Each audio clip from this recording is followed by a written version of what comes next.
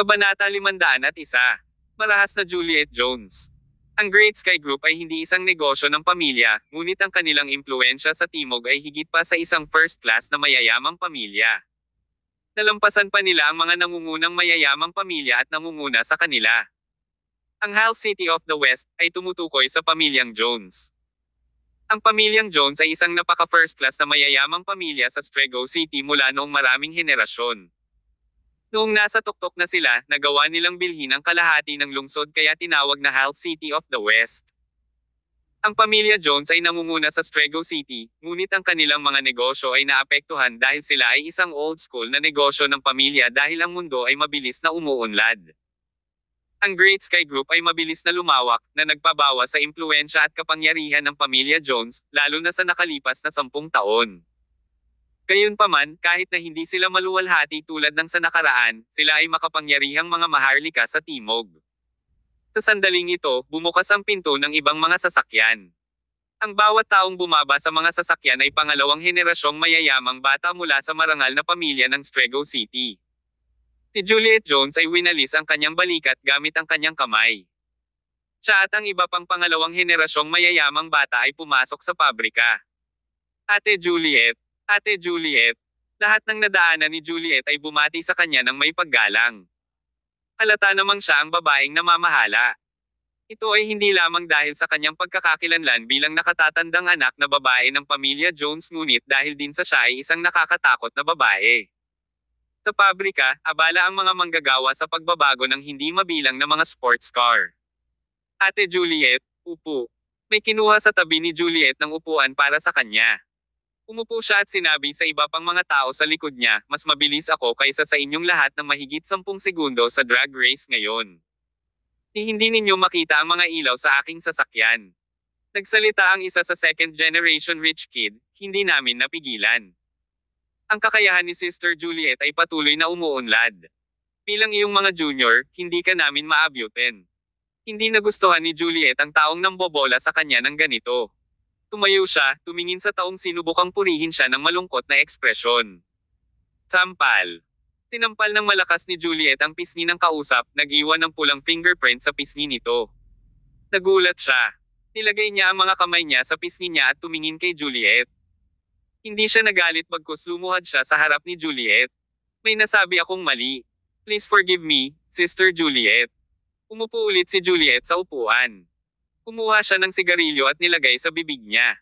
Agad na sinindihan ng mga tao sa tabi niya ang kanyang sigarilyo para sa kanya. Kumuha siya ng puff. I was way ahead of you guys, not because of my drag racing skills, but because my car has been greatly modified, sabi ni Juliet habang nakapikit at nakatingin sa mga factory worker. Sino ang nag-modify nitong sasakyan? Agad namang lumapit ang isang 30-year-old na lalaki na may mahabang blonde na buhok at magalang na sumagot, Ate Juliet, ako ang nag-modify ng sasakyan mo. Kontento ka na ba? Oo. Tumango si Juliet. Napangiti ng husto ang trabahador. Dahil tinulungan niya si Juliet na baguhin ang kanyang sasakyan sa puntong ito ay napakalakas, tiyak na matutuwa si Juliet at lubos siyang gantimpalaan.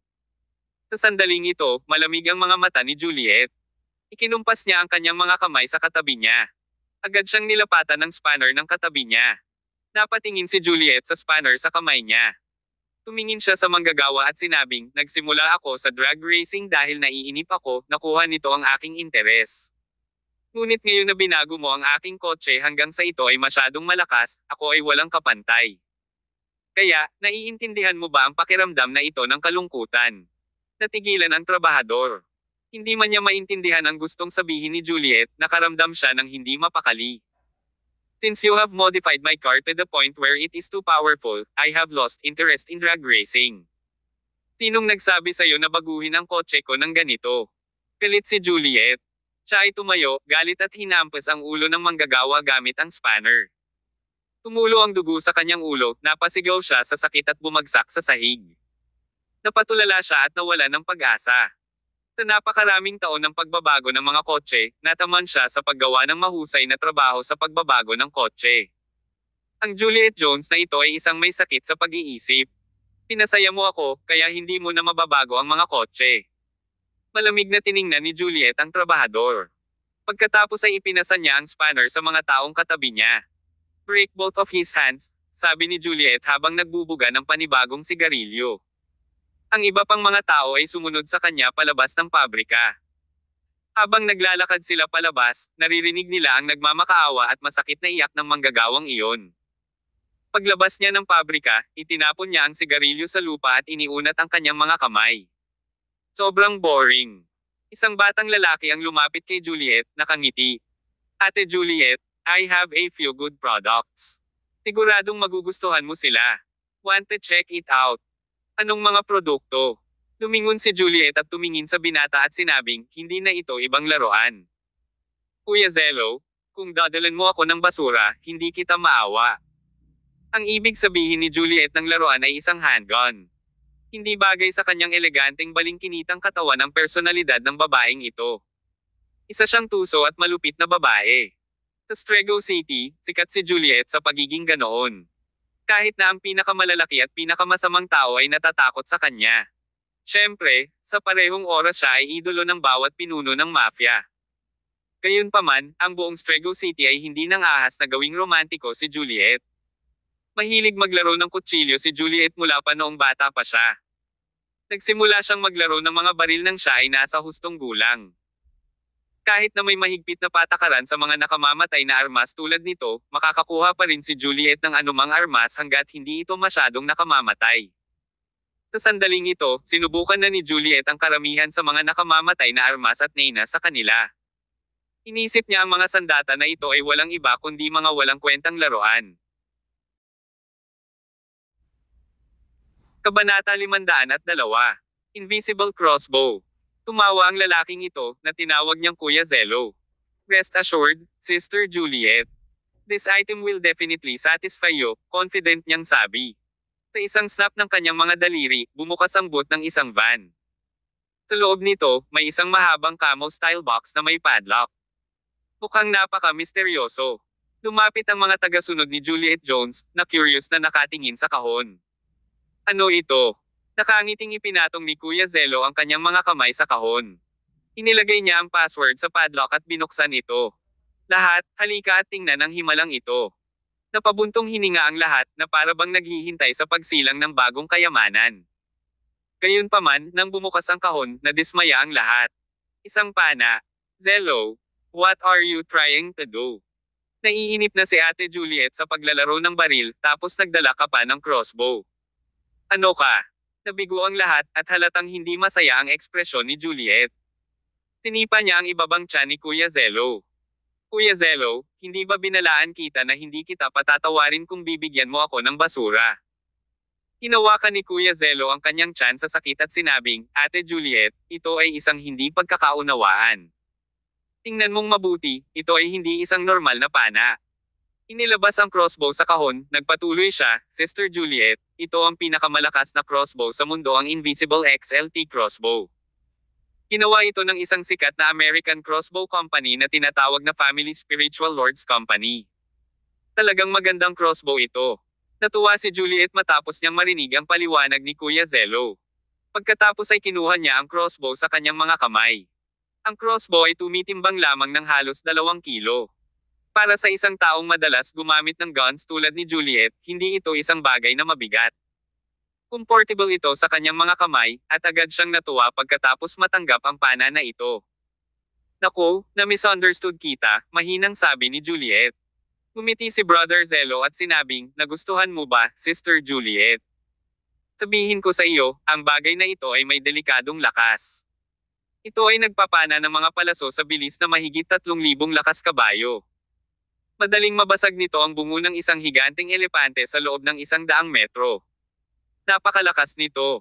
Maraming baril na hindi man lang malampasan ang lakas ng crossbow na ito." Matamlay na tumango, nagkarga si Juliet ng palaso sa crossbow at itinutok ito kay Kuya Zello. "Parang gusto kong subukan ang kapangyarihan ng taong ito. Tingnan natin kung kasing lakas ito ng sinabi mo." Namutla si Kuya Zello at agad na nagsalita, "Ate Juliet, huwag mo akong ituro, natatakot ako." Pagkatapos ay itinuro niya ang isang arrow target na humigit kumulang 20 metro ang layo. "Ate Juliet, iputok mo ang palaso sa target na iyon, pagkatapos ay masasaksihan mo ang kapangyarihan nito." Iyan ay isang patay na target, ito ay walang kabuluhan, sagot ni Juliet, na itinuro ang pana sa bawat isa sa kanyang mga tagasunod sa ton. Hindi ito biro. Nagustuhan ni Juliet ang paggamit ng mga live na target kapag nagsasanay sa kanyang pagbaril. Bagamat basura ang kanyang kakayahan sa pagbaril, nagawa pa rin niyang makapilayan ang mga tao. Siyempre, matino pa rin ang isip ni Juliet. Hindi niya gagamitin ang mga prinsipe na ito mula sa ibang mayayamang pamilya bilang mga target. Ang karaniwang target niya ay mga normal na gangster o mga anak sa labas ng maliliit na marangal na pamilya. Sa sandaling ito, tumingin si Juliet sa isang natarante na mukhang 20 taong gulang na lalaki. Ikaw, halika dito. Nanginginig na naglakad ang lalaki papunta kay Juliet at binati siya. Anong pangalan mo? Parang hindi ka taga Strego City, tanong ni Juliet. The guy immediately replied, Ate Juliet, my name is Lester Xavier. I come from Riverdale Province. Oh, tama, ikaw pala si Lester Xavier. With a sudden look of realization on her face, Juliet asked, Tama, bakit mo ako hinahanap? Dahil sa pagiging makakalimutin niya, hindi makapagsalita si Lester. Nakagawa na siya ng planong makipagkita dito, at pumayag pa nga ito. Hindi pa nagtagal at nakalimutan na ito ni Juliet. Kahit na malungkot si Lester, hindi siya makapagreklamo. Kung tutuusin, isa lang siyang aso na naglilingkod kay Juliet Jones. Siya ay medyo sikat sa Riverdale Province, mayroon pa siyang grupo ng mga tagasunod. Gayunpaman, siya ngayon ay isa lamang walang tao sa isang mahirap na sitwasyon. Sigurado siyang nakakaawa. Ate Juliet, ako ay mula sa pamilya Xavier ng Salem City. Ang aking ama ay si Sawyer Xavier. Ang aming pamilya ay may malapit na relasyon sa pamilyang Jones. Oh, tama. Tinampol ni Juliet ang kanyang noo, sa wakas ay naalala ang lahat. You are Lester Xavier from the Xavier family. Kanina lang, totally obliterated ang family mo from Riverdale Province. Tulungan mo naman ang pamilya namin, Ate Juliet, ani Lester na agad na lumuhad sa harapan niya. Sister Juliet, ang pamilya namin ay natalo ni Carson York ng Riverdale. Noong panahong iyon, gusto ni Carson na makontrol ang Riverdale Province. Sinabi ng tatay ko na lagi siyang maglilingkod sa pamilya Jones, at hindi yuyuko sa pamilya York. Si Carson noon ay sinira ang aming buong pamilya. Hindi lang iyon, sinabi pa niya na ang pamilya Jones mula sa Strego City ay wala, maaari silang pumunta sa Riverdale kung sila ay maglakas loob.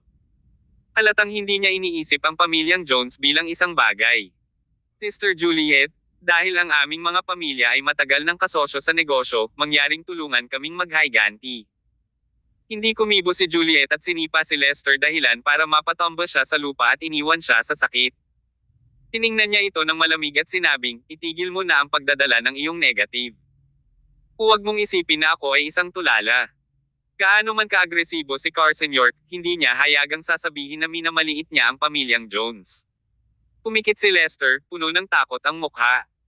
Talagang nagsinungaling siya, iniisip na maaari niyang matrigger si Juliet sa pagsasabing minamaliit ni Carson ang pamilya Jones. Akala niya ay matrigger siya kaya papayag siyang tumulong sa paghihiganti sa kanyang pamilya. Gayunpaman, hindi niya alam na ilalantad ni Juliet ang kanyang mga pakulo. Ate Juliet, ako. Hindi makapaniwala si Lester sa sasabihin, nagpanik na siya. Ngumisi, kinaladkad siya ni Juliet mula sa sahig at ngumisi. Speaking of which, isa talaga ang pamilya mo sa mga aso ng pamilya Jones. Naglakas loob si Carson York na bugbugin ang aso nang hindi tinitingnan kung sino ang may-ari. Sa pagsira sa pamilya mo, minamaliit niya ang pamilya Jones. Kabanata 503. Be my target. I don't mind avenging the Xavier family, sabi ni Juliet. Halatang natutuwa, nagmamadaling idinagdag ni Lester Xavier, maraming salamat. Hindi ko alam kung paano masusuklian ang iyong kabutihan. Teka lang, syempre may mga kondisyon na kalakip. Anong kondisyon? Bumagsak ang puso ni Lester nang dahan-daang gumapang sa kanya ang nakasusuklam na pakiramdam ng pangamba. Itinuro ni Juliet Jones ang isang target na yarda ang layo na may ngiti sa kanyang mukha at sinabing, tumayo ka dyan na may bote ng tubig sa ibabaw ng iyong ulo. Gagamitin kita para sa target na pagsasanay. If you manage to not pee your pants when the arrow is spread, I will help you. Deal. Kinilig si Lester. Tumingin siya kay Juliet na may takot sa mga mata at sinabing, Ate Juliet, this is, are you afraid? You need to pay a price if you want my help with your matters. You don't deserve my help kung hindi ka makapagpakita ng kahit katiting na pahiwatig ng katapangan sa harap ng mga hamon, sagot ni Juliet. Huminga ng malalim si Lester at nagdesisyon. Tama ka. Please go ahead. Naglakad siya patungo sa target sa medyo discombobulated na paraan. Agad na bumungad sa kanya ang mga tagay at palakpakan. Tumakbo si Kuya Zello papunta kay Lester na may hawak na bote ng tubig. Nakasunod sa likuran ng dalawang lalaki na may hawak na pares ng posos. Anong ginagawa mo? Tanong ni Lester na nagpapanik habang pinipigilan siya. Huwag kang matakot, sinisigurado lang namin na hindi ka tatakbo kapag planyanan ni Sister Juliet ang palaso, sagot ni Kuya Zello. Kahit gaano kitikot si Lester, hindi siya lumaban dahil gagawin niya ang lahat para maipaghiganti ang pagkamatay ng kanyang pamilya. Ilang sandali lang, ligtas na siyang nakatali. Ang bote ng tubig ay nakatayo sa ibabaw ng kanyang ulo at itinutok ni Juliet ang pana sa kanya mula sa ilang metro ang layo. Ipinikit ang kanyang mga mata sa matinding takot, ang mukha ni Lester ay kasing putla ng isang papel. Habang naghahanda si Juliet na hilahin ang gatilyo, agad na itinigil ng mga tao ang kanilang pag-uusap. Sa sandaling iyon, tanging katahimikan ng bumalot sa hangin, kaya't ang tunog ng karayom na tumutulo sa sahig ay nakakuha ng atensyon ng lahat. Whoosh! Ang palaso ay tumusok sa hangin at dumiretso kay Lester nang napakabilis. Nanatiling tahimik ang lahat kahit na tumalsik ang dugo kung saan-saan. Ito ay isang malakas na sandata, sabi ni Juliet. Naningkit ang mga mata niya habang nakatingin kay Lester na ngayon ay nandoon na hindi gumagalaw at may malaking butas na duguan sa dibdib. Pagkatapos ay ibinalik niya ang crossbow sa kahon at hinawakan ito sa kanyang kamay. Kuya Zello, hangang-hanga ako sa bagong larwang binigay mo sa akin. Gusto ko. Natuwa naman si Kuya Zello. Sagot niya na may ngiti sa labi, iyon lang ang mahalaga. Huling naghiyawan ang karamihan. Tila walang nakapansin sa dagwang bangkay ni Lester na nakahandusay sa lupa. Inihagis ni Juliet ang kahon sa kanyang sasakyan bago pumasok sa sasakyan. Somebody clean this place up. Baka mawala ako sandali sa Strego City, huwag mo akong masyadong palampasin. May nagmamadaling tumabi sa kanya, Ate Juliet, may balak ka bang pumunta sa Riverdale Province at maghaiganti para sa pamilya Xavier? Napangiti si Juliet. Nagiging boring na dito sa Strego City, I need to go out and explore the world. Pagkatapos ay tinapakan niya ang throttle at mabilis na pinaalis ang kanyang sasakyan. Ang natitira ay naiwan upang tumingin sa isa't isa ng may pagtataka ngunit hindi nagtagal, ang mga ngiti ay lumitaw sa kanilang mga mukha.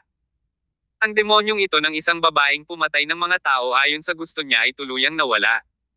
Mas mabuti pa kung namatay siya sa Riverdale Province na hindi na babalik.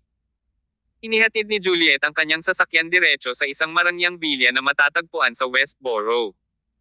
Bago pa man siya makababa sa kanyang sasakyan, isang binata, kalbo at nakasuot ng puting sando, ang lumapit sa kanya. Mayroong siyam na maliit na marka ng berm sa tuktok ng kanyang ulo, pagkatapos ng lahat, siya ay isang monghe. Ikaw ay bumalik, aking ginang, sabi ng monghe, binuksan ang pinto para kay Juliet. Ang kanyang mga galaw ay matikas, at nagsalita siya sa isang malalim at kaaya-ayang boses, na nagbibigay ng impresyon ng isang napakahusay na tao. Tumango si Juliet. Kinuha niya ang kahon na naglalaman ng crossbow sa kanyang sasakyan at sinabing, Jerian, nakakita ako ng isang napaka-interesante at nakakatuwang gadget ngayon, dapat mo rin itong subukan. Mula sa kanilang pagpapalitan, maaaring makuha ng isa ang ideya na sina Juliet at Jerian, ang monghe, ay nagbahagi ng isang malapit na relasyon. Sa harap lang ni Jerian makikita si Juliet na kumilos sa isang paraan na hindi katulad ng hindi mahuhulaan at marahas na babae na kilala siya bilang. Nandito na po ang master, binibini. Naghihintay siya sa study. Ano? Nagdilim ang ekspresyon ni Juliet. Itinulak niya ang kahon sa monghe at pumasok sa villa. Isang lalaki sa edad na 50, na may kulay abo na sideburn at isang kahangahangang aura, ang natagpuang naghihintay sa pag-aaral. Siya si Del Jones, ama ni Juliet at ang kasalukuyang pinuno ng pamilya Jones. Pumasok si Juliet sa silid at binati ang kanyang ama na may malamig na ekspresyon sa kanyang mukha. Mukhang wala silang magandang relasyon. Pinasag ni Juliet ang yelo at malamig na nagtanong, bakit ka nandito? Bam! Biglang hinampis ni Del ang palad niya sa ibabaw ng mesang nasa harapan niya, na ikinagigil ng puso ni Juliet matapos niyang masaksihan ang biglaang pagsabog nito. Juliet Jones, ilang beses ko bang sasabihin sa iyo na huwag gumawa ng gulo? Alam mo ba kung gaano kadalas ang iba't ibang mga pinuno ng pamilya sa Strego City ay nagrereklamo sa akin, na sinasabi sa akin na ang kanilang mga tao ay binubuli mo? Why do I have to clean up after your mess every time? You are a lady. Why can't you behave and give me some peace and quiet? Umisi si Juliet. Kasalanan mo ito. Bakit hindi mo ako ideklara bilang tagapagmana ng pamilyang Jones? Hindi mo ba naisip na mas magagawa ko pa kaysa kay Kendall Jones? Si Kendall Jones ay ang kambal na kapatid ni Juliet. Kahit na sila ay kambal, hindi sila nagkaroon ng magandang relasyon sa kanilang paglaki. Sila ang perpektong halimbawa ng kawalan ng ugnayan ng pamilya sa mga miyembro ng prominenteng at makapangyarihang pamilya. Si Juliet at Kendall ay nag-aaway, parehong lantaran at patago, sa loob ng maraming taon. Kung hindi dahil sa kanilang ama, matagal nang nagdeklara ng digmaan ang magkapatid sa isa't isa. Gayunpaman, si Del ang dahilan ng pagkakawatak-watik ng magkapatid sa relasyon. Nagsimula ang lahat sa kasong kidnapping, 10 taon na ang nakararaan. Kabanata 504. Hinding-hindi ka magiging ulo ng pamilya Jones. 10 taon na ang nakalilipas, ang mga karibal sa negosyo ng pamilyang Jones ay umupa ng mga mersenaryo para kidnapin ang mga anak ni Del Jones, na nagbibigay sa kanya ng opsyon na iligtas ang isang bata lamang. Pinili niya, halos walang pag-aalinlangan, na iligtas ang kanyang anak, na naging sanhi ng pagkagalit at pagkadismaya ng kanyang anak na babae, si Juliet Jones. Lumaki, si Juliet, sa lahat ng paraan, mas mahusay kaysa Kendall Jones. Sa totoo lang, si Kendall ay isang walang kakayahan, walang kwentang mayaman na bata. Nang mapaharap sa sitwasyong iyon ng buhay o kamatayan, hindi inaasahan ni Juliet na pipiliin ng kanyang ama ang kanyang walang kwentang anak na lalaki at isuko ang kanyang anak na babae na may napakalaking potensyal. Kahit na nagawa niyang iligtas ang dalawa sa kanyang mga anak mula sa mga kidnapper, isang matinding sama ng loob ang nabaon sa puso ni Juliet mula noon. Sa kanilang paglaki, ang pagiging partial ni Del para sa kanyang anak ay lalong nakikita habang pinipigilan niya ang kanyang utak na sinusubukang ihanda si Kendall para sa kanyang tungkulin bilang pinuno ng pamilya. Habang si Juliet, sa kabila ng kanyang natatanging kakayahan, ay nabigo na makuha ang atensyon ng kanyang ama, na humantong sa kanyang pagkasira at paggawa ng mga gawain. Napaka-tense ng sitwasyon sa pag-aaral. Dati ay takot si Juliet sa kanyang ama noong bata pa siya, ngunit hindi na iyon ngayon. Pagkatapos ng mahabang katahimikan, sinabi ni Del, hinding-hindi ka magiging pinuno ng pamilya Jones. Umisi si Juliet. Babae kasi ako, di ba? Oo, walang pag-aalinlangan na sagot ni Del. Babae ka at mag-aasawa ka pa, paano ka magiging padre de pamilya? I can't stay unmarried for the rest of my life. Kendall is nothing but a weak and incompetent brat. You know I am so much better than him in every way. The Jones family is done for if he took over in the future. Haay. Galit na galit, tinamaan ni Del ang palad sa mukha ni Juliet. Kapatid mo siya. Anak mo siya. Tinakpan ni Juliet ang kanyang pisngi gamit ang kanyang kamay, ngunit nagpatuloy ito ng may pag-aalinlangan. Mahigit sa 10 taon na ang nakalilipas, kami, ang pamilyang Jones, ang pinakamakapangyarihang pamilya dito sa Strego City. Kahit ang Great Sky Group ay hindi namin naging kapareha. Ngunit, tingnan mo ang iyong mabilis na pagbaba mula noon. Nasa bingit na tayo ng pagbagsak sa hanay sa mga kilalang pamilya sa Timog. Sa tingin ko alam mo kung bakit. Ikaw. Ungol ni Del. Tila nasaktan sa sinabi ni Juliet, itinaas niya ang kanyang kamay habang naghahanda na muling sampelan ang kanyang anak. Gayunpaman, hindi natakot si Juliet at napangiti lamang. Nako, sinaktan ba kita sa katotohanan? Dumadaloy ang dugo mo sa katawan ni Kendall, samantalang ako naman ang sananay ko. Isang matinding dagok kay Del ang sinabi ni Juliet.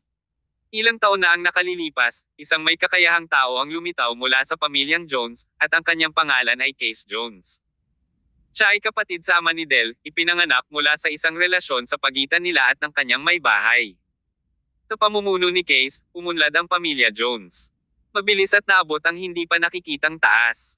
Noong panahong iyon, ang kanilang ama, ang pinuno ng pamilyang Jones noon, ay may malubhang karamdaman at nagbibilang ng mga araw hanggang sa kanyang kamatayan. Inakala ng halos lahat sa Strego City na si Case ang magiging bagong pinuno ng pamilya Jones. Gayunpaman, iba ang sinabi ng mga sumunod na kaganapan, sa halip ay ang katamtamang Del ang pumalit sa tuktok na pwesto. Napakasimple ng katotohanan, si Del ay lehitimong supling ng kanyang ama. Malinaw na ang pamilya Jones ay nagbigay ng kahalagahan sa kadalisayan ng dugo at hierarchy ng pamilya. Noon, si Del ay parang si Kendall a good-for-nothing brat. Nang pumalit siya, mabilis na bumaba ang kapalaran ng pamilya Jones. Sa panahong iyon, maraming beses na sinubukan ni Case na kunin ang nangungunang pwesto mula kay Del. Gayunpaman, napakaswerte ni Del. Siya ay may napakahusay na asawa. Ang kanyang asawa, na ina nina Juliet at Kendall, ay tumulong kay Del na palayasin ang maraming pag-atake mula kay Case, at pinamamahalaang patatagin ang kanyang posisyon at kapangyarihan sa pamilya Jones. Sa kasamaang palad, namatay siya ilang taon na ang nakalilipas. Samantala, si Case naman ay napunta sa ibang bansa. Gamit ang impluwensya ng pamilyang Jones, nakakuha siya ng napakalaking kapalaran sa pagpapatakbo ng kanyang negosyo sa ibang bansa. Sa kalaunan, ang pinakamataas na posisyon ng pamilyang Jones ay naging hindi gaanong nakakaakit sa kanya at siya ay tumigil sa pakikipaglaban. Kaya, medyo matatag ang posisyon ni Del nitong mga nakaraang taon. Gayunpaman, ang kanyang kawalan ng kakayahan ay nagdala sa pamilya Jones pababa, unti-unting nawawala ang kanilang impluwensya at kapangyarihan. Isang dekada na ang nakalipas, ang Great Sky Group ay walang iba kundi isang alipir sa kanilang mga mata. Gayunpaman, 5 taon na ang nakalilipas, direkta silang nakipagkompetensya sa pamilya Jones sa Strego City. At nauna na sila ngayon sa pamilya Jones. Ang ranggo sa tuktok ng mga kilalang pamilya sa Timog. Sa kabilang banda, ang pamilya Jones ay nawala ang kanilang impluwensya at naging isang hindi gaanong puwersa sa rehiyon. Kung wala ang nanay ko, wala ka sa kinalalagyan mo ngayon. Kahit wala na si Case, alam na alam mo na kaya niya at balang araw ay sakupin niya ang nararapat sa kanya. Gayunpaman, kung magtitiwala ka sa akin at papayagan mo akong gawin ang mga bagay sa aking paraan, masisiguro kung hinding-hindi tayo magagawang saktan ni Case. Kung magpapatuloy ka sa paglalagay ng iyong tiwala sa Kendall na iyon, gagawin niya, at hindi ako nagpapalabis dito, ibibigay ang posisyon ng pinuno ng pamilyang Jones kay Case hindi nagtagal pagkatapos ng kanyang pag-akyat. Nakatingin kay Del na may misteryosong ngiti, idinagdag ni Juliet, maniwala ka sa akin, namana ko ang lahat ng magagandang genes ng aking ina, at marahil ay makakamit ko ang mas malalaking bagay kaysa sa kanyang ginawa. Hindi nawala ang pagsimangot ni Del sa kanyang mukha. Hindi niya maintindihan ang malaking pagkakaiba ng mga kakayahan sa isang pares ng kambal na nagmula sa iisang ina. Makalipas ang mahabang katahimikan, sa wakas ay nagsalita si Del, "So, what are you trying to do now?" Umalaklak si Juliet. Hindi pa matagal na ang nakalipas, ang pamilya Xavier ng Salem City ay nilipol ng Riverdale King, Carson York. Ang kanilang nakaligtas, si Lester Xavier, ay lumapit sa akin at humingi ng tulong sa akin. Gusto niyang samantalahin ang pamilyang Jones at ipaghiganti namin ang kanyang pamilya sa pamamagitan ng pagkatalo kay Carson. At saka, naiinip na akong manatili sa Strego City, kaya napagpasyahan kong mag-road trip. Si Del, gayunpaman, ay nagalit ng husto matapos marinig ang sinabi ni Juliet. Wala sa amin ang pamilya Xavier, bakit mo sila sinusubukang tulungan? Hayaan mo na sila. Juliet Jones, wala kang pupuntahan. Umisi si Juliet. Hindi ko kailangan ng pahintulot mo para pumunta kung saan ko gusto. Kabanata 505. Interesado ako sa Summers. Ang mga templo ni Del Jones ay tumitibok ng husto. Pakiramdam niya ay lalong nagiging walang batas ang kanyang anak na babae. Ito ay dahil sa iyong kaduwagan kaya ang pamilya Jones ay bumababa sa lahat ng mga taon na ito, sabi ni Juliet. Hindi siya nagpakita ng respeto kay Del. Bawat salita na nanggagaling sa kanya ay dinudurog ang puso ng kanyang ama. Ngayon, ang pamilyang Jones ay malapit nang bumagsak sa hanay ng Southern First-Year Gentry. Kung hindi mo gagawin ang isang bagay, maaga o huli, ang pamilya natin ay mapapasama ng Great Sky Group. Pumunta tayo sa Riverdale at ibababa si Carson York. Kapag nakuha natin ang Riverdale Province at idagdag ito sa teritoryo ng ating pamilya, walang maglalakas loob na maliitin ang pamilya Jones. Pagkasabi nito, wala nang iba pang idadagdag si Juliet. Tumalikod na lang siya at lumabas ng study. Juliet, tatay mo pa rin ba ang tingin mo sa akin? Sigaw ni Del. Malapit nang sumabog ang mga ugat sa kanyang noo sa sobrang galit. Naabot na niya ang kanyang limitasyon. Malamig na sumangot si Juliet at nagtanong sa teorya, at itinuturing mo ba akong anak mo? Gusto mong pigilan ako sa pagpunta sa Riverdale, di ba? Kasi natatakot ka na baka maibagsak ko yun, tapos seryosong banta ang posisyon ni Kendall sa pamilya Jones, di ba? Nag-aalala ka para sa iyong anak. Natatakot ako, bilang isang anak na babae, ay mas mataas kaysa sa iyong anak na lalaki sa pamilya Jones. Dahil desidido ka na gawin ang anak mo bilang padre de pamilya, fine. Let's treat Riverdale as our battlefield. You make him come over and have a good fight with me. Winner takes all. Nanginginig si Del sa galit. Hindi niya maintindihan kung bakit kailangang maging ganito ang ugali ng kanyang anak. Gusto ba niyang umabot sa punto ng fratricide? Gusto pa sana niyang magsabi ng something, ngunit lumabas si Juliet ng silid ng walang humpay. Matagal na tahimik si Del doon. Sa wakas, huminga siya ng malalim at bumulong, hindi ganoon kadaling pakitunguhan si Haring Carson ng Riverdale. Kinaumagahan, isang direktang paglipad mula sa Strego City ang dumaong sa paliparan ng Con City. Nakasuot ng power suit si Juliet, ipinapakita ang kanyang sexing figure habang papalabas ng airport. Ang kanyang mainit na figure, kasama ang kanyang magandang mukha, ay nakaakit ng maraming atensyon sa daan. Ang ginang ay mas maganda kaysa sa isang celebrity. Samantala, si Jaren, na nakasunod sa likuran ni Juliet, ay isang magandang tanawin din. Ang monghe ay nakasuot ng puting damit. Siya ay may maganda at magandang mukha, at may siyam na maliliit na marka ng paso sa tuktok ng kanyang ulo. Nagbigay siya ng vibe ng pagiging malaya sa mga makamundong alalahanin. Naglakad silang dalawa palabas ng airport. Pagkatapos, sumakay sila sa isang kotse na may opisyal na plaka at umupo sa likod na hanay ng kotse. Pagkaraan ng mahabang panahon na pagmamaneho ng sasakyan, sa wakas ay hindi na napigilan ni Jaren ang kanyang pag-usisa at nagtanong, "Ma'am, bakit tayo pumunta sa Con City sa halip na pumunta sa Prime City ng Riverdale? Nabanggit mo na gusto mong ipaghiganti ang pamilya Xavier. Pero, hindi ba sila nawasak ni King York ng Riverdale?" Inilabas ni Juliet ang isang malaking tumpok ng mga dokumento mula sa kanyang briefcase. Ang lahat ng ito ay impormasyon tungkol kay Haring Carson ng Riverdale. Nakalista sa mga dokumento ang lahat ng detalye tungkol kay Carson, kabilang ang sakit na nabuo ng kanyang asawa, ang insidente ng pekay niya ang kanyang kamatayan, at maging ang digmaan sa pagitan ng North at South. Jaren, bagay ka lang sa pagmumuni-muni at pag-awit. Ang mga utak na bagay ay hindi mutasan ng tsaa, pang-iinis ni Juliet, na patuloy na binabasa ang impormasyon sa mga kamay. The Xavier family was worthless. They don't deserve having me help to revenge them. Hindi ako pumunta sa Riverdale para sa kanila, I came for the Riverdale King. Ngunit ako, si Juliet, ay gustong magplano ng maaga. Nalaman ko sa pamamagitan ng impormasyong ito na si Carson ay hindi umaasa sa kanyang sariling kapangyarihan upang makarating sa puntong ito. Nagulat ang monghe sa tabi niya na parang biglang natauhan. "My lady, what you mean is may iba si Carson sa tabi niya para tulungan siya?" "Yes, he has this guy," sagot ni Juliet, napako ang tingin niya sa isang litrato mula sa file. Ang lalaki sa larawan ay si Tyr Summers. I have to admit that Carson is indeed a competent and resourceful man. Yet, for so many years, he only managed to secure his position as South River King. Hindi man lang niya kinaya si Yannick Lloyd. Kumbaga, limitado lang ang kakayahan niya. At saka, siya ay isang matanda sa kanyang mga 50. Nawala na ako ng interes sa kanya. Puno ng pang-aalipusta ang tono ni Juliet kay Carson nang sabihin niyang, "Pero si Tyr ay nakakaakit sa akin." Sinasabi dito na bumalik siya from overseas about half a year ago. Nahanap niya rito ang kanyang asawa at anak.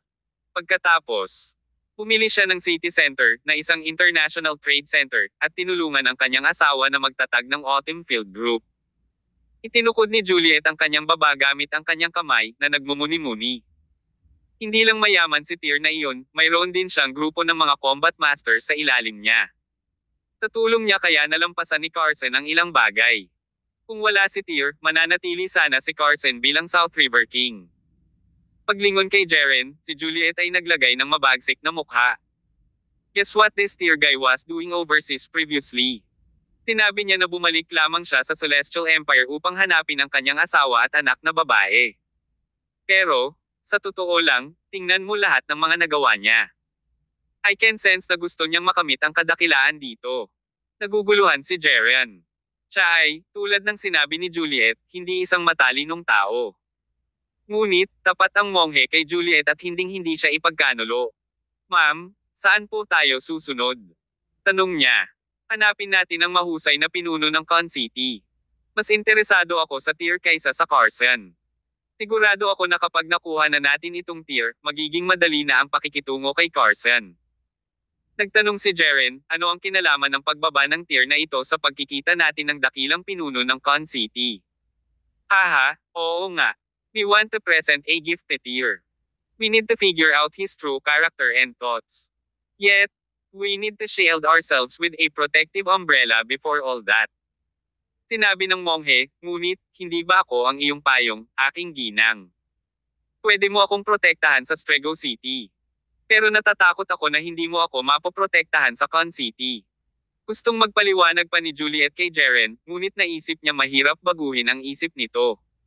Kaya, binigay na lang niya. Nakasandal sa upuan ng kotse, tinitigan ni Juliet ang litrato ni Tyr sa file. So young, so good looking. It would be great for you to become the son-in-law of the Jones family. Nang maisip niya ito, ang sulok ng bibig ni Juliet ay hindi sinasadyang kumarba sa isang kakaibang paraan. Makalipas ang halos 20 minuto, huminto ang sasakyan sa harap ng isang gusali ng gobyerno sa lungsod. Kabanata 506. Ang proteksyong payong ni Juliet. Ipinarode ng driver ang sasakyan sa itinalagang lugar. Pagkatapos, magalang niyang inakay sina Juliet Jones at Jeren sa gusali ng gobyerno. Samantala, naghihintay na sa kanila ang dakilang pinuno ng lungsod sa isa sa mga opisina. Ang pinuno ay walang iba kundi si Ian Lawson, ang unang tier na pinuno ng Con City. Dati, inimbitahan siyang mag-cut ng ribbon noong itinatag ang Autumn Field Group. Noon, tumulong pa si Ian na turuan ng leksyon si Iris Sia at ang iba pa. Pagpasok ni Juliet sa opisina ni Ian, malugod siyang tinanggap. Inabot ni Ian ang kamay niya para batiin siya. Miss Jones, maligayang pagdating sa Con City. Napakagalang ni Juliet kay Ian. Umiti ito at binati siya, Hello, Mr. Lawson, sorry to keep you waiting. Hindi naman, sagot ni Ian, nagmamadaling umiling. Miss Jones, mangyaring umupo. Umupo si Juliet nang hindi na nagtagal, habang si Jeren naman ay diretsyong tumayo sa tabi niya. Sa aking pagbisita, medyo may mga bagay na kailangan kong problemayan ka. Gusto kong magpasalamat ng maaga para sa iyong tulong, sabi ni Juliet. Siya ay talagang isang kahangahangang babae.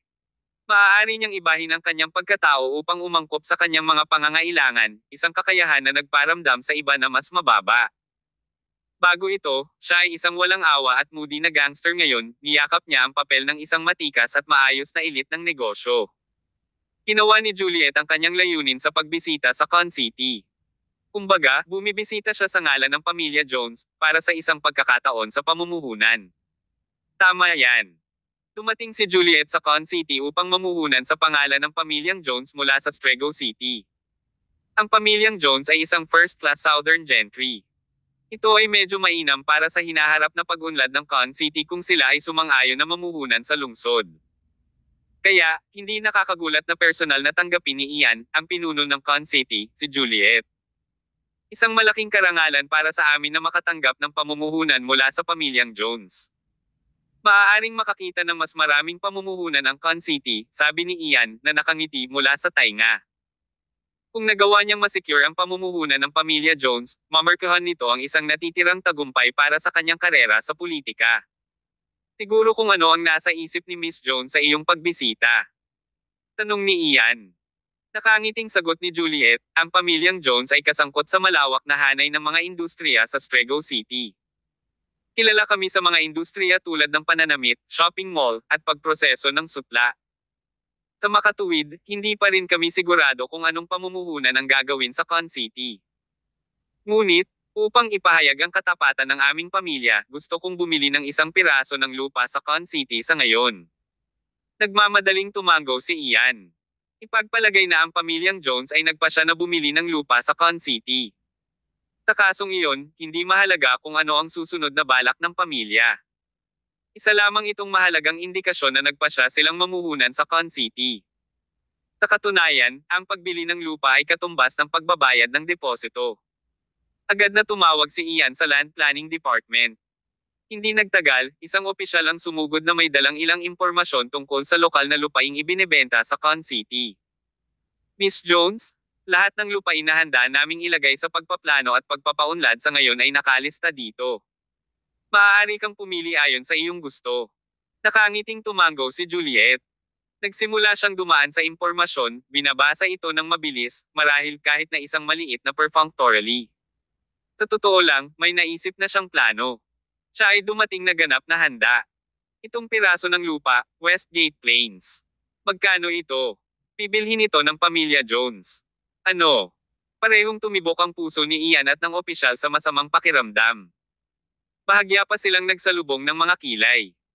Nang mapansin na tila nag-iiba ang kanilang mga ekspresyon, nagkunwaring naguguluhan na tanong ni Juliet, ano, may problema ba sa lupa, Mr. Lawson?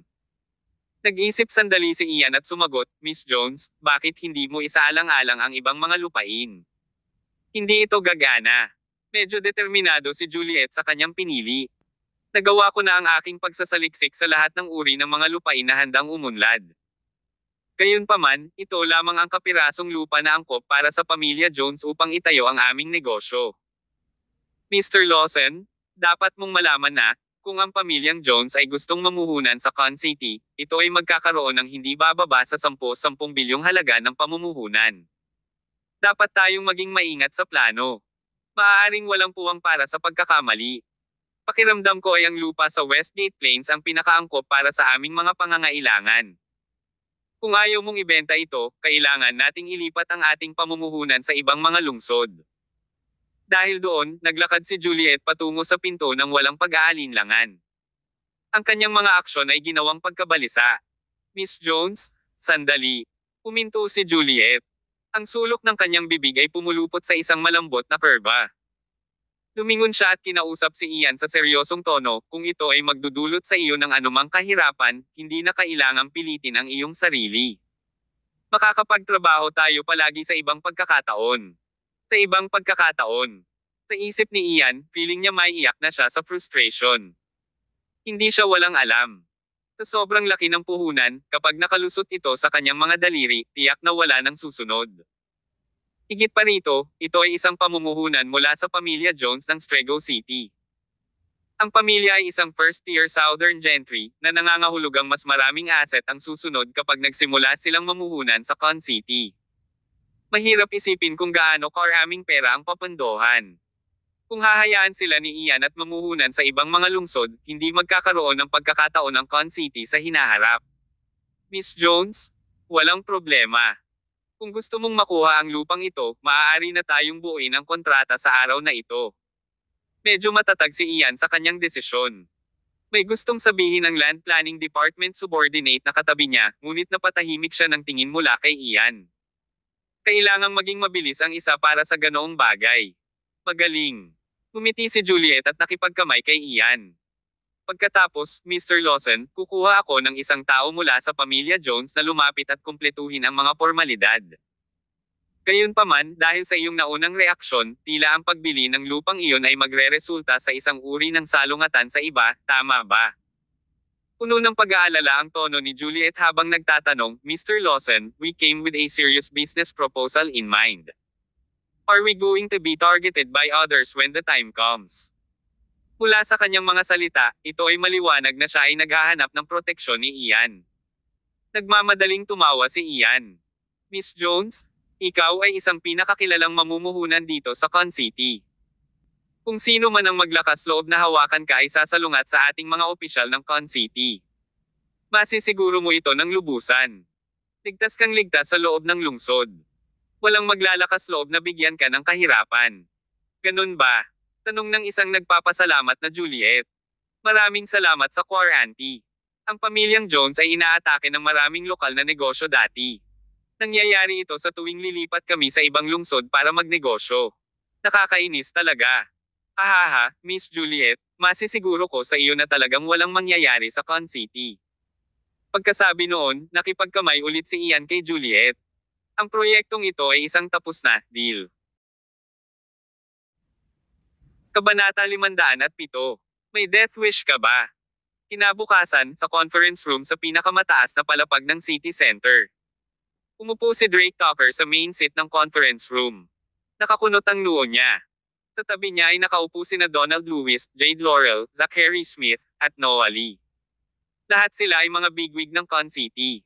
Sobrang solemn ng atmosphere sa conference room. Napuno ng malakas na amoy ng nikotina ang hangin. Huminga si Drake ng kanyang tabako at saka inilagay ang natitirang kalahati nito sa ashtray sa tabi niya. Nanlilisik ang kanyang mga mata sa lahat ng naruroon habang nagsasalita siya sa madilim na tono, ano ang iniisip ninyong lahat tungkol sa lupain sa Westgate Plains? Bawat isa sa kanila ay may malungkot na ekspresyon sa kanilang mga mukha, lalo na si Donald.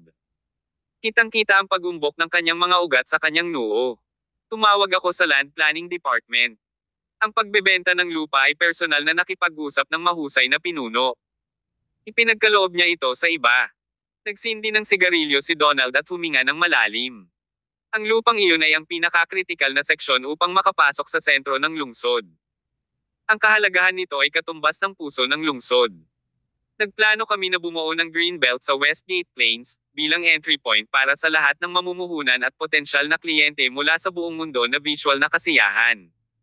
Nakipag-usap na kami sa mga tuntunin sa Land Planning Department. Kung bukas ang tender para sa Westgate Plains, ang sentro ng lungsod ang mananalo sa bid. Gayunpaman, babalik na sila sa kanilang salita. Noontog si Noah sa conference desk sa harap niya.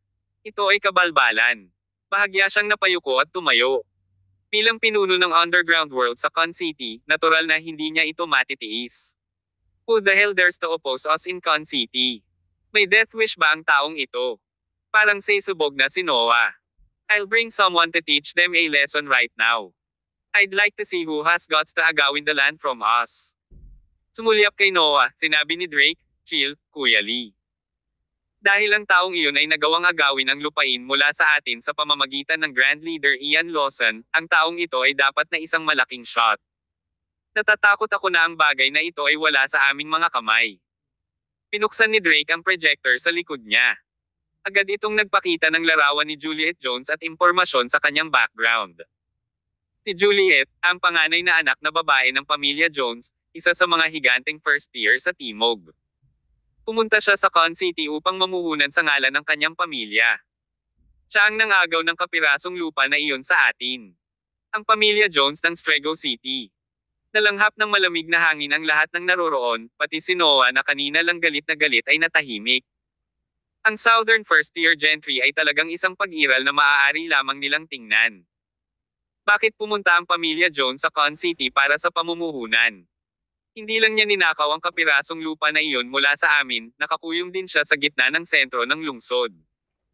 Kuya Tucker, hindi niya pinupuntirya ang sentro ng lungsod, di ba? Lahat ng tao sa conference room ay nakaramdam ng matinding pressure. Pagkatapos ng lahat, ang kalaban ay isang Southern Giant. Tinampot ni Drake ang tabako sa tabi niya at huminga ulit. Tinabi niya, ang bagay ay lampas sa ating kontrol. Kailangan nating iulat ito kay Brother Tier kaagad. Siguro narinig na ninyong lahat ang pangyayaring sumire sa pamilya Xavier sa Salem City kani-kanina lang. Ginawa ito ni Brother Tier at ng Riverdale King. Napakalapit nila sa isa't isa. Hindi nalihim ang kanilang relasyon sa Riverdale. At sa pagkakaalam ko, ang pamilya sa likod ng pamilya Xavier ay ang pamilyang Jones ng Strego City. Nagkatinginan ng grupo ng mga bigwig ng Con City, halos sigurado sila na dumating si Juliet sa Con City para puntiryahin si Tier. Sa makatuwid, diretso siyang pumunta sa Ian Lawson at hiningi ang kapirasong lupa na iyon sa pangalan ng pamilyang Jones. Isang hakbang na ginawa upang maapektuhan ang puso ng sentro ng lungsod. Ang pangunahing layunin niya ay harapin si Tier. Hindi madaling pakitunguhan ang babaeng ito, sabi ni Drake, tumayo at naglakad papunta sa bintana. Ang isa ay maaaring makakita ng malayo at higit pa sa sentro ng lungsod mula sa lugar na ito. Ang Westgate Plains ay walang pagbubukod. Ang pagtatayo ng Westgate Plains ay katumbas ng harapan ng sentro ng lungsod. Hindi iyon makaligtaan ni Ian. Gayunpaman, ibinigay niya kay Juliet ang lupaing iyon.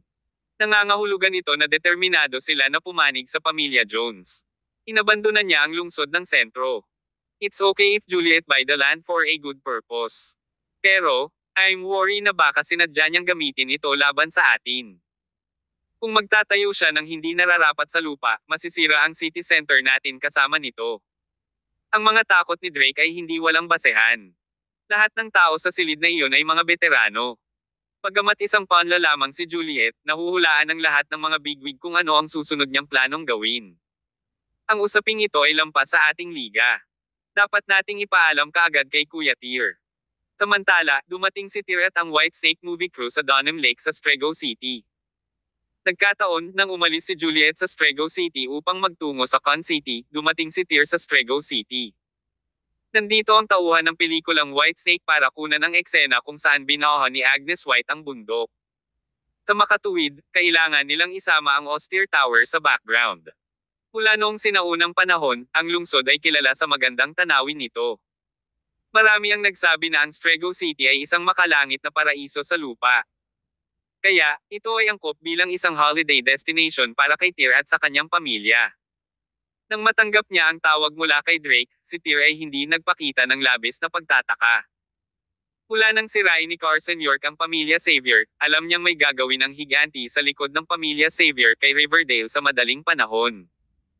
Kaya lang hindi inaasahan ni Tyr na ang pamilya sa likod ng pamilya Xavier ay ang pamilyang Jones mula sa Strego City. Gayun din, ang pamilyang Jones ay talagang nagpadala ng isang babae tulad ni Juliet sa Riverdale. The way she was acting was utterly hilarious. Sa halip na gumawa ng gulo para kay Carson sa Prime City, tina-target pa niya ang Tyr sa Con City. May death wish ba siya? Tinabihan ni Tyr si Drake na walang ginawa kundi hintayin ang kanyang return. Wala siyang ibang sinabi kung hindi iyon. Truth be told, hindi mataas ang tingin ni Tyr kay Juliet. Kaya naman, hindi na niya kailangang sirain ang pinaghirapang holiday trip ng kanyang pamilya dahil sa maliit na bagay. Nagpatuloy ang kanilang pamilya sa paglilibot sa Strego City sa sumunod na 3 araw. Umalis lamang sila kasama ang tauhan ng Whitesnake ng pelikula pagkatapos makumplito ang paggawa ng pelikula. Ang pamilya ay bumalik sa Con City sa hapon. Walang ginawa si Tyr sa buong araw at nanatili lang sa bahay kasama sina Winifred at Blair para mag-recharge. Kinabukasan, pumunta si Winifred sa opisina, habang si Tyr ay nagsimulang mag-focus sa pakikitungo kay Juliet. Kabanata 508. Ang ikatlong yugto ng plano. Habang papunta sa sentro ng lungsod, tinawagan ni Tyr Summers si Carson York. Nang makakonekta ang tawag, narinig mula sa kabilang banda ang tawa ni Carson. Tyr, ang tagal na di mo ako tinawagan. Iminungkahi ng tono ni Carson na alam niya ang balita ng pagdating ni Juliet Jones sa Con City. Ilang araw na niyang hinihintay ang tawag sa telepono ni Tyr, pero hindi niya inasahan na aabutin ng ganoon karaming araw bago siya marinig. Nakangiting sagot ni Tyr, I was bakasyon with my family, kaya lang wala akong time na tawagan ka. Let's cut the chase. Wala akong ideya kung ano ang tumatakbo sa isip ng prinsesang iyon ng pamilyang Jones. Bakit siya naghahanap ng gulo sa Con City sa halip na hanapin ka sa Prime City? Utang mo sa akin ito, Tio Carson. Tumawa si Carson sa kabilang panig at sinabing, wala akong pakialam. Marami pa rin akong utang sa iyo. Pero Tyr, sa likod ng Juliet na iyon, ay isang higanteng katimugan. Kailangan mo ba ng tulong ko? Mariing umiling si Tyr. Tinabi niya, ang isang maliit na Juliet ay hindi karapat-dapat sa aking pansin. Tio Carson, naaalala ko ang 3 hakbang na plano na sinabi mo sa akin kanina. Una, inilabas namin si Yana Cloyd mula sa North River. Pangalawa, nakuha namin ang Riverdale. At ang ikatlong hakbang ay idinisenyo upang sakupin ang buong timog.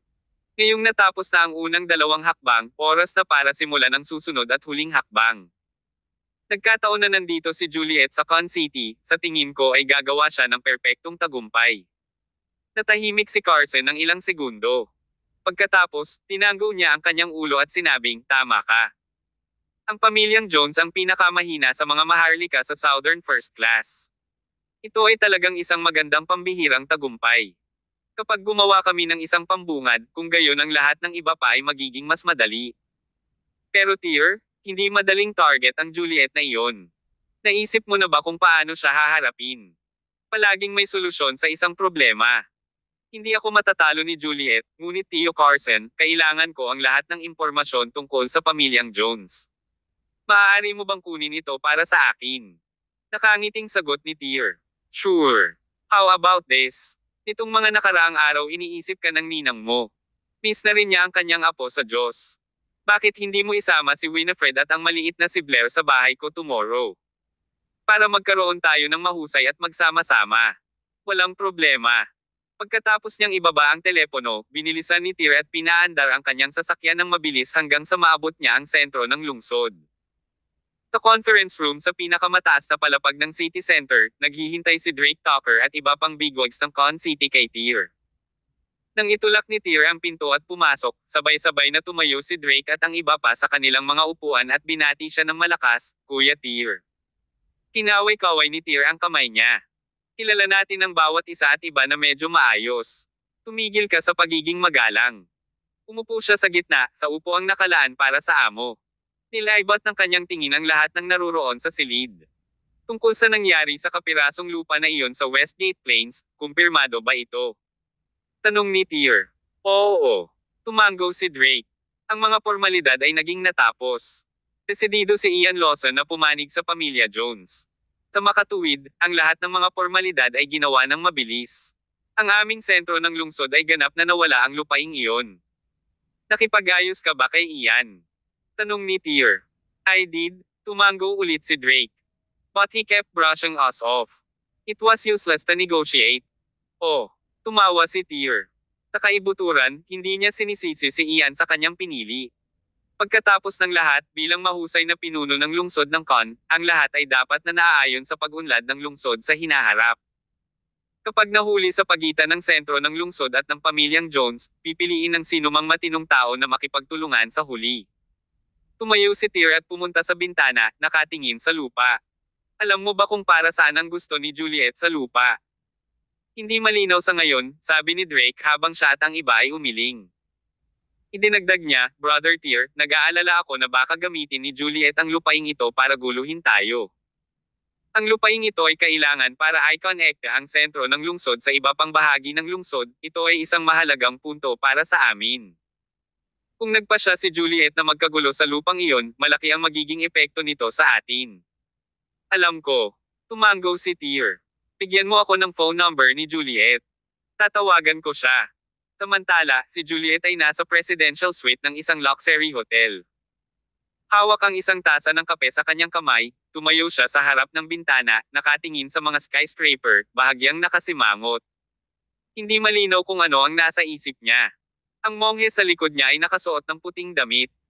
Tahimik siyang nakatayo roon, na para bang isa siyang anghel na tagapag-alaga, na nagbabantay kay Juliet sa lahat ng oras. Inubos ang lahat ng kape sa kanyang kamay sa isang lagok, lumingon si Juliet at sinabi sa kanya, Jeren, naiinip na ako. Sa harap lang ni Jeren ay makikita ni Juliet, na kilala bilang isang demonyo sa Strego City, ang kanyang girly side. Medyo malumanay ang ekspresyon ni Jeren. Makinis ang boses niya gaya ng pagtatanong niya, dahil ba hindi pa napupunta sa'yo ang Tyr na iyon? Yeah. Yung Tyr na yon, kalmado talaga.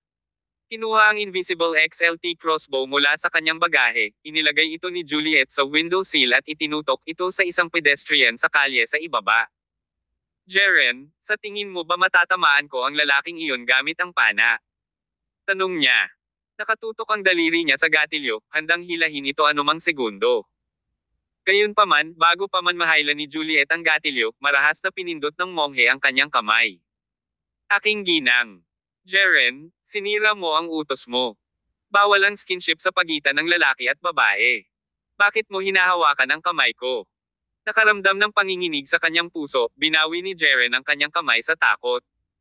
Sa huli, hindi na-shoot ni Juliet ang crossbow. Lumingon siya at napatawa nang makita ang taunang ekspresyon ni Jeren. Jeren, look at you. Such a silly boy. This is Con City, not Strego City. But don't dare to do anything stupid. I was just teasing you. Mukhang walang magawa si Jeren. Sanay na siya sa pang-aasar ni Juliet. Higit isang dekada na sila ni Juliet. Mula noong araw na masunog ang kanyang templo, wala na siyang bahay na babalikan. Si Juliet ang nagbigay sa kanya ng bagong tahanan. Hanggang ngayon, ang monghe pa rin ang tanging kaibigan ng demonyo. Maya-maya lang, nagring ang phone ni Juliet, dahilan para mapangiti ito. Lumilitaw sa kanyang mukha. Ang numero ng teleponong ito ay bago, nakuha sa ilang sandali pagkatapos ng kanyang pagdating sa Con City. Maliban kay Jeren, walang nakakaalam ng numero. Kung may gustong malaman ang kanyang numero ng telepono, may isang paraan lamang. Ang nasabing tao ay kailangang hilahin ang lahat ng uri ng mga string upang malaman, at mayroon lamang isang tao na may ganoong mga mapagkukunang tier. Kinuha ni Juliet ang telepono at pinindot ang answer button. Hi tier, nice to meet you. Kabanata 509. Naglakas loob ka talagang dumating. Ang boses ni Tier ay nanggaling sa telepono, matalino ka. Dahil matalino kang tao, kaya hindi mo na kailangang magsalita ng iba. Nasaan ka ngayon? I will come and find you. Hehe, huwag kang sumama, biglang naging maingat si Juliet. May pamilya ka, at kasalukuyang naliligo ako sa hotel. Hindi ka ba natatakot na hindi maintindihan ng iyong asawa? Of course. If you don't mind, I won't mind also. To be honest, the moment I saw your picture, I wanted to marry you. Dear, why don't you divorce your wife and marry me? Hindi nakaimik si Dear. Lahat ba ng matataas na maharlikang babae ay ganito ka-simple? Ganito si Connie York noon, ngayon si Juliet Jones na rin. I am not interested in your jokes, walk towards the window and look down. The guy walking into the hotel while talking on the phone is me. Pinaba ni Tier ang tawag pagkatapos niyang magsalita. Kumunat ang noo ni Juliet bago naglakad patungo sa bintana. Nakita niya si Tier na naglalakad papasok ng hotel, may hawak na phone. Nagkataon na ang taong tinutukan ni Juliet ng crossbow niya kanina ay si Tier. Dahil napakalayo niya para makita niya ang mukha nito, at dahil sa litrato lang niya nakita ang mukha ni Tier, hindi niya masabi na siya iyon. This is interesting. Napangiti ng mahina si Juliet. Jeren, go and take the Lafite wine in the cupboard. May bisita ako ngayon. Oo, aking ginang. Makalipas ang halos kalahating oras, tumunog ang bell, at hindi nagtagal ay pumasok si Tier sa kwarto. Ang lakas ng loob mo talagang sumama. Umiti si Juliet, nakatingin kay Tier. Mukhang hindi kagaya ng sabi ng mga sabi-sabi hindi ka kontrolado ng asawa mo.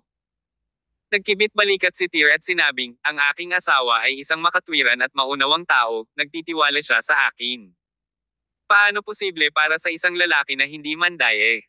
Kumuha ng 2 baso ng alak kay Jeren, inabot ni Juliet ang isa kay Tier. Halika, bakit hindi tayo mag-toast sa ating unang pagkikita? Walang ganoong pangangailangan, sabi ni Tier, naupo matapos siyang tanggihan. Juliet Jones, ang panganay na anak ng elite, mayayamang pamilya ng Strego City. Sabihin mo sa akin kung bakit ka pupunta sa Con City. Umigop ng alak si Juliet bago sumagot, pumunta ako dito para magnegosyo, ano pa? Umiling si Tier. Ang pagnanakaw sa akin ng Westgate Plains ay hindi bahagi ng pagnenegosyo. Natitiyak kong alam ng sino mang pumupunta sa Con City upang magnegosyo ay hindi sumasalungat sa sentro ng aking lungsod. Talaga. Tumawa si Juliet. Tier, parang ikaw ang hari ng Con City. Para bang ang pamilyang Jones ay kailangang yumukod sa iyo bago magnegosyo dito? I didn't mean it that way, sabi ni Tier na natatawa rin. Juliet, dapat alam mo kung ano ang kaya kong gawin, Tier Summers. Kung i-provoke mo ako, huwag mong isipin na maaari kang magnegosyo sa Con City sa pamamagitan ng paggamit ng pangalan ng pamilyang Jones para protektahan ang iyong sarili. Walang makakapagprotekta sa iyo. Habang binibigkas niya ang mga katagang iyon, naglabas si Tier ng malamig na aura, dahilan upang bumaba ng husto ang temperatura sa buong silid. Noon pa man ay walang takot si Juliet, ngunit hindi niya alam kung bakit, sa isang segundo, bigla siyang nakaramdam ng lamig sa kanyang gulugod. Gayunpaman, mabilis niyang inayos ang sarili. Hahaha, Tier Summers, tinatakot mo ba ako? Hindi ito banta, dapat alam mo sa puso mo. Habang matalim na tinitigan ni Tier si Juliet, sa totoo lang medyo natatakot siyang lingunin siya. Huminga siya ng malalim at sinubukang pakalmayan ang sarili. Ito ang unang pagkakataon sa buong buhay niya na nakilala ni Juliet ang isang tulad ni Tier. Tier, hindi na ako magpapatalo. Let me get straight to the point, ani Juliet. Sige. Tumango si Tier. Halos naiintindihan ko ang relasyon mo noon sa Riverdale King, Carson York. Alam ko pa nga kung gaano ka kalakas, at mayroon ka pang grupo ng mga high tier na manlalaban sa panig mo, di ba? Oo. Tear nodded ulit ng walang atrasan. Nagpatuloy si Juliet, hindi ko alam kung ano ang ginawa mo sa ibang bansa para maging ganito kalakas, ngunit Tear, kung gusto mong bumalik sa Celestial Empire at makasama ang iyong asawa at anak na babae, iminumungkahi kung lumayo ka sa mga taong tulad ni Carson York. Paulit-ulit mong tinulungan si Carson York sa mga mahihirap na sitwasyon, at tinulungan mo pa siyang makuha ang titulong Riverdale King. Tear, ginagawa mo ito dahil may plano ka, di ba? Gusto mong magtatag ng sarili mong kapangyarihan at impluensya sa Celestial Empire at maging isang hari. Si Carson York ay isa lamang stepping stone upang makamit ang iyong layunin, hindi ba? Sa sandaling maabot mo ang iyong layunin, ang unang bagay na gagawin mo ay alisin si Carson York at kunin ang kanyang titulong Riverdale King, tama ba? May sense lahat ng sinabi ni Juliet. Gayunpaman, para kay Tear, lahat ng sinabi niya ay isang kabuoang biro. Nang makitang hindi tumugon si Tear, sinabi ni Juliet na puno ng kasiyahan ang mukha, ano? Ibinulgar ko lang ba ang plano mo? Tear, ang pagiging mabisyo ay isang magandang bagay, ngunit hindi ka dapat maghangad ng napakataas ng hindi alam ang iyong sariling mga kakayahan. Kahit naalisin mo si Carson at angkinan ang titulong Riverdale King, ano ang magagawa mo? Hindi ka pa rin magiging sapat na makapangyarihan. Gayunpaman, Tear, bibigyan kita ng pagkakataon. Ang pamilyang Jones ay isa sa pinakakilalang mayayamang pamilya sa Timog. Kung pumayag kang magtrabaho para sa amin, masisiguro ko sa iyo na kapag naitatag na ng aking pamilya ang aming posisyon sa Hilaga, magiging isa ka sa mga kilalang mayayamang pamilya sa Timog. Ano sa palagay mo? Ito ang dahilan kung bakit hinanap ni Juliet si Tear. Nais niyang paamuin siya, gawing aso niya na tutulong sa kanya na masakop ang mundo. Bahagi lahat ng plano niya na gawing isa ang pamilyang Jones sa mga piling mayayamang pamilya sa Hilaga. Si Juliet ay may gayong sakam na puso at malalaking ambisyon. Sa kasalukuyan ay walang piling mayayamang pamilya sa buong Timog, ngunit nakaplano na siya para sa kanyang pamilya upang maging isa. Hahaha. Nang makitang punong-puno ng sarili si Juliet, natawa si Tear ng malakas. Sa sobrang lakas ng tawa niya ay may tumulong luha sa kanyang mga mata. Kabanata 510. Huwag ay produce ang taong ito. Tumayo si Tear Summers. Nalaman na niya ang gusto niyang malaman, kaya hindi na niya kailangan pang manatili pa rito. Bakit ka tumatawa? Tanong ni Juliet sa mababang tono, nakasimangot. Juliet Jones, kung sasabihin ko sa iyo na ibinigay ko kay Carson York ang posisyon ng Riverdale King, maniniwala ka ba sa akin? Sagot ni Tear. Nagdilim ang ekspresyon ni Juliet. Anong klaseng biro yan? Haha, biro ko lang sa mga kaibigan ko. I never thought of you as a friend, Juliet Jones, sabi ni Tear habang naglalakad patungo sa pinto. Juliet, dapat nasa bahay lang ang isang mabuting babae na naghahanap ng magandang mapapangasawa, hindi lumalabas para magnegosyo. Lalo na ang mga babaeng tulad mo na mahilig magpanggap na matalino, kahit hindi mo alam kung paano ka namatay. Nakakaantig ng loob kay Juliet ang sinabi ni Tear. Ang pinakakinaiinisan niya ay kapag minamaliit siya ng mga tao dahil sa pagiging babae niya, at sinadya ni Tear iyon. Tear, tumigil ka nga dyan. Galit na sabi ni Juliet. Hindi siya pinansin ni Tear at nagpatuloy sa paglalakad palabas ng pinto. Sa isang iglap ay sumulpot si Jeren na halos 5 metro ang layo sa harapan ni Tear na hamarang sa kanyang dinadaanan. Nice moves, sabi ni Tear. Ngayon lang niya napansin ang monghe na nakasuot ng puti, at bigla siyang nakaramdam ng interes sa lalaking ito. Tumingin sa kanya si Tear at ngumiti ng mahina. Hindi mo hinaharangan ang daan ko. Sinabi ng aking ginang na manatili sa kinaroroonan mo, sagot ni Jeren. Hindi mo ako mapipigilan. Kahit hindi ko kaya, kailangan ko pa rin gawin. Hindi na siya ginulo ni Tear, at lumingon na lang kay Juliet. Actually, walang dapat pag-usapan. If you wanna play with me, fine, let's play. Tinitigan ng matalim si Tear, sinabi ni Juliet, Tear, the land in Westgate. Nasa aking mga kamay ang Westgate Plains. Kung gusto mo akong kalabanan, huwag mo akong tawaging malupit kapag gumanti ako. So, iyon ang ginagamit mo para makipag-ayos sa pagtatangka mong gawin akong aso ng pamilya Jones. Juliet, masyado kang malambot. Tumalikod na si Tear, handang umalis pagkasabi nun. Sa kabilang banda, nagpapanik si Juliet. Ito ang unang pagkakataon na tinatrato siya ng isang guy ng ganito. Ipinahayag niya, Dear Summers, kung hindi ka sumasang-ayon sa aking panukala, magtatayo ako ng crematorium sa Westgate Plains. Huwag mo akong sisihin sa pagiging kaya ko, lagi kong ginagawa ang sinasabi kong gagawin ko. Isa pa, gagawing posible ni Ian Lawson para sa akin. Gagawin niya ang lahat para makuha ang suporta ng pamilyang Jones. Pagkatapos na may tayo ang crematorium malapit sa sentro ng iyong lungsod, tingnan natin kung maaari itong bumuo. Tumigil sandali si Tyr at sumagot, whatever. Gayunpaman, Juliet, kailangan mong tandaan na ito ang Con City, na kilala rin bilang Forbidden Land of God. Sana ay makamit mo ang pagbubukas ng crematorium dito balang araw. Banta ba yan? Nagngangalit si Juliet.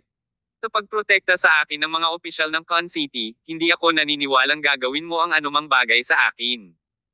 Hindi ka naniniwala. Umisi si Tyr. Kung gayon, subukan natin ito. Ayaw na ni Tyr na manatili pa doon.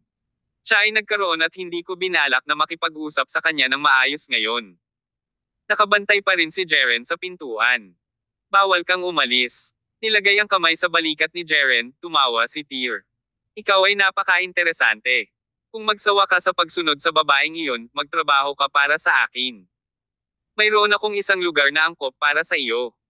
Dahan-daang itinulak ni Tyr si Jeren, dahilan para makalipad siya sa kwarto at tumama sa pader ng malakas. Sa pagkakataong iyon, nabigla si Juliet. Samantala, lumabas ng silid si Tyr ng simpli, umalis ng walang pag-aalinlangan. Na-freeze si Juliet sa lugar. Nag-react lang siya ng mayat-maya at sumugod kay Jeren. Jeren, okay ka lang. Hawak ang kanyang balikat, gumapang si Jeren mula sa lupa. Siya ay nasa matinding sakit. My lady, makinig ka sa payo na ito, huwag mong palalalain ang taong ito. Biglang kinilig si Juliet habang hindi makapaniwalang nakatingin kay Jeren. Jeren, hindi mo siya kayang labanan.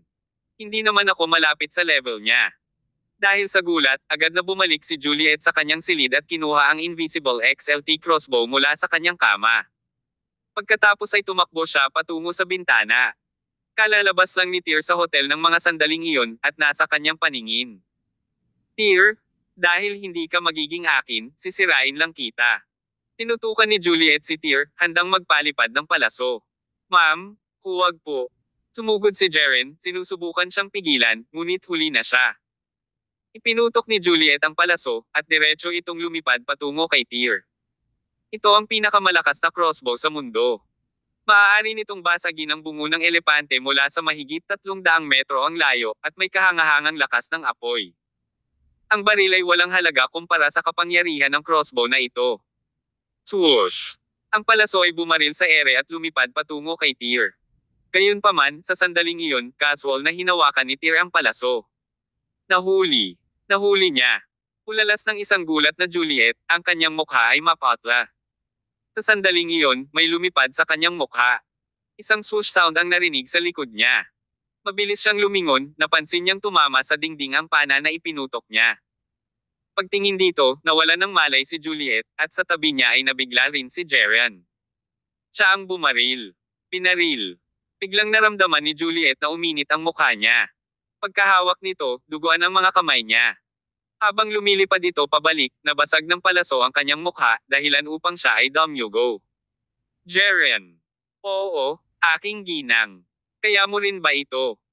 Saglit na tumahimik si Jeren, pagkatapos ay nagsabi, maaaring mahuli ko ang palaso, ngunit ang pagbaril nito pabalik ng ganoon ay imposible. My lady, sa tingin ko dapat na tayong bumalik sa Strego City. Masyadong mapanganib dito, kahit na si Ian ay nanalo, hindi kita kayang protektahan. Hindi. Umiling si Juliet. Hindi ako makakabalik sa Strego City bago matapos ang gagawin ko dito. Ito na lang ang pagkakataon ko para malampasan si Kendall. Sinong nagsabi na ang babae ay hindi kasing kakayahan ng lalaki? I want to break this stupid misconception. Pilit na hinampis ni Juliet ang kamao sa pader sa tabi niya. Malakas ang Tyr Summers na ito, kapaki-pakinabang siya para sa atin. Hindi ako naniniwala na hindi ko siya makumbinsi. Juliet had a confident smile on her face. Jeren, Tyr did not agree to be mine because we are not successful enough. Trust me, after a while, he'll come to me on his own and beg me.